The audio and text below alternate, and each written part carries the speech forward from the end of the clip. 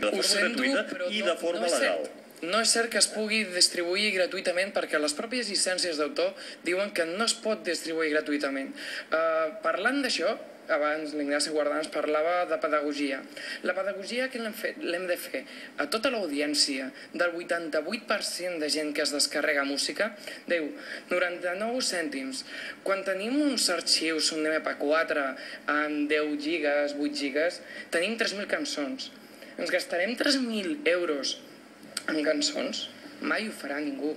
Mai ho farà cap jove de 16 anys, es gastarà 3.000 euros en conèixer totes aquestes cançons. Aleshores, ara això que deia d'internet no pot ser gratis a l'hora de distribuir-ho, amb les llicències que existeixen ara, no es pot fer.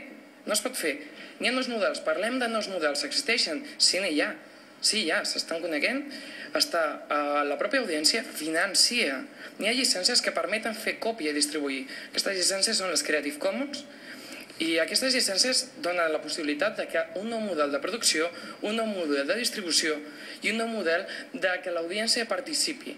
I abans el que deia l'economista, que deia em carregaria intermediaris. Aquesta part s'anomena desintermediació. Es diu, em carrego els intermediaris i la pròpia audiència i l'autor tenim contacte directe. L'autor pot rebre diners de la pròpia audiència i ho rep. L'audiència pot rebre l'obra d'una forma directa i accessible i ho fa. I es fan obres de qualitat. És un cas nou? Sí, però és que la pedagogia no l'hem de fer amb l'audiència. La pedagogia l'hem de fer en la pròpia indústria que intenta posar unes llicències i unes lleis per controlar coses que no són controlables. Hi ha moltes paraules demanades. Algú vol contestar directament al Pell? Jo puc parlar perquè soc part de la indústria, o sigui, jo no soc